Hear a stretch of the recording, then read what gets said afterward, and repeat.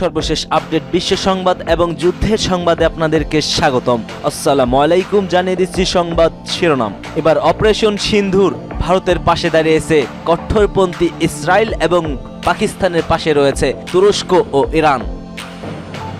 জানিয়ে দিচ্ছি পাকিস্তানে দুটি মসজিদে হামলা চালিয়েছে কট্টরপন্থী ভারত।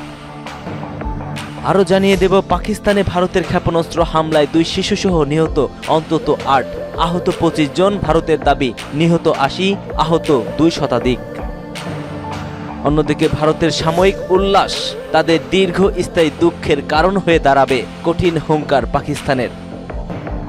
সর্বশেষ জানিয়ে দেব ভারত নিয়ন্ত্রিত কাশ্মীরে পাকিস্তানের পাল্টা হামলায় নিহত 3। এতক্ষণ শুনছিলেন সংবাদ শিরোনাম, এবার বিস্তারিত। তবে তার আগে ভারত পাকিস্তানের এই উত্তেজনার সময় যুদ্ধের পরিস্থিতিকে আপনি কিভাবে দেখছেন জানিয়ে দিন কমেন্ট সেকশনে, এবং আপনি যদি পাকিস্তানকে সমর্থন করে থাকেন অবশ্যই কমেন্ট সেকশনে ইয়েস লিখে আপনার মূল্যবান মতামতটি নিশ্চিত করুন। আর যদি ভিডিওটি ভালো লাগে একটি লাইক করবেন, পরবর্তী আপডেট পেতে চ্যানেলটিকে সাবস্ক্রাইব করবেন। অপারেশন সিন্ধু ভারতের পাশে ইসরায়েল, পাকিস্তানের পাশে রয়েছে তুরস্ক এবং ইরান। কাশ্মীরের পেহেলগামে ভয়াবহ সন্ত্রাসী হামলার প্রতিশোধ হিসেবে পাকিস্তান ও পাকিস্তান অধিকৃত কাশ্মীরের 9টি স্থাপনায় বিমান হামলা চালিয়েছে এবার ভারত। ভারতের এই সামরিক অভিযানের নাম দেওয়া হয়েছে অপারেশন সিন্ধু। হামলার কয়েক ঘন্টার মধ্যেই প্রকাশ্যে আসে ইসরায়েলের সমর্থন।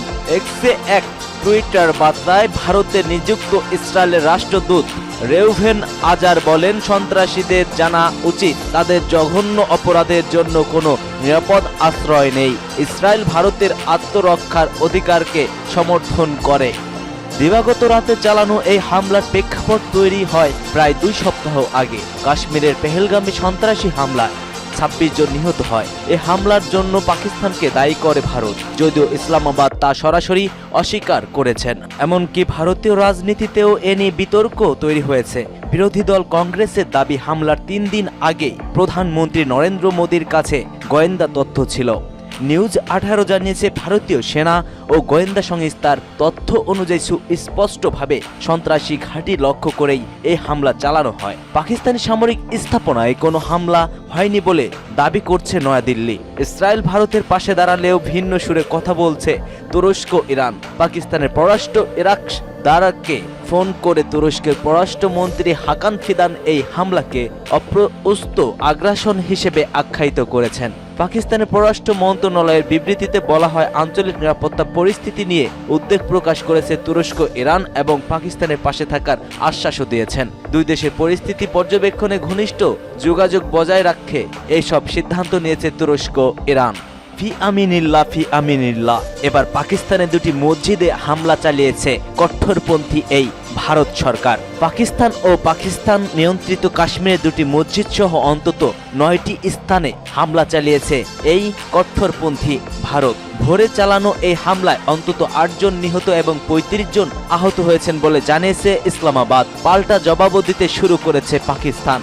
পাকিস্তানের আন্তঃবাহিনী জনসংযোগ পরিদপ্তরের ISPR মহাপরিচালক লেফটেন্যান্ট জেনারেল আহমেদ শরীফ চৌধুরী জানিয়েছেন, ভারতীয় সেনাবাহিনী 6টি ভিন্ন স্থানে মোট 24 বার ক্ষেপণাস্ত্র হামলা চালিয়েছে। তিনি বলেন, এই কাপুরুষোচিত হামলায় বেসামরিক মানুষই বেশি ক্ষতিগ্রস্ত হয়েছেন।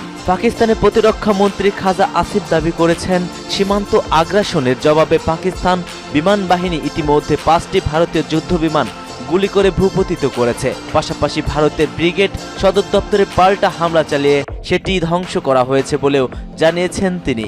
জিও নিউজের খবরে বলা হয়, সবচেয়ে বড় হামলাটি হয়েছে পাঞ্জাব প্রদেশের বাহাওয়ালপুরের আহমদপুরে। সেখানে একটি মসজিদে আঙ্গিনায় ক্ষেপণাস্ত্র আঘাত হানলে 5 জন নিহত হন, যাদের মধ্যে একটি 3 বছরের শিশু রয়েছে। এছাড়া মুজাফফরাবাদ, কোটলি, মুরিদাকে ও বাঘ এলাকায় হামলা হতাহতের খবর পাওয়া গেছে। মুজাফফর এলাকায় বিল্লাল মসজিদেও হামলা চালিয়েছে এই কট্টরপন্থী ঘোষিত এই ভারত। এর জবাবে এবার পাকিস্তান থেকে পাল্টা হামলার প্রস্তুতি চলছে। পাকিস্তানে ভারতের ক্ষেপণাস্ত্র হামলায় 2 শিশুসহ নিহত অন্তত 8, আহত 25।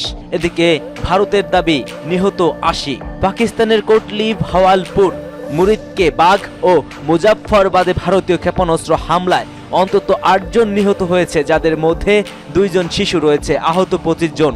অন্যদিকে ভারতের দাবি নিহত 80 জন, আহত ছাড়িয়েছে 2 শতাধিক। পাকিস্তানের আন্তঃবাহিনী সংযোগ পরিদপ্তর এর মহাপরিচালক লেফটেন্যান্ট জেনারেল আহমেদ শরীফ চৌধুরী এসব তথ্য নিশ্চিত করেছেন। তিনি জানান, হামলাগুলো মঙ্গলবার দিবাগত রাত 1টার পর ভারতের আকাশ সীমানা থেকেই চালানো হয়। পাকিস্তান একে কাপুরুষোচিত আক্রমণ বলে আখ্যা দিয়েছে এবং এর জবাব দেওয়া শুরু করেছে বলে জানিয়েছেন তিনি।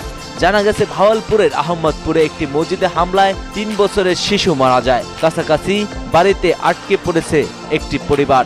এছাড়া 2 জন পাকিস্তানি নিখোঁজ রয়েছে বলে জানিয়েছে আইএসপিআর প্রধান। পাকিস্তান বাহিনী স্থল ও আকাশপথে পাল্টা হামলা শুরু করেছে বলেও জানিয়েছেন তিনি। ভারতীয় সরকার জানিয়েছে, সশস্ত্র বাহিনী অপারেশন সিন্ধুর নামের অভিযানে পাকিস্তান ও পাকিস্তান নিয়ন্ত্রিত জম্মু কাশ্মীরে 9টি লক্ষ্যবস্তুতে হামলা চালিয়েছে।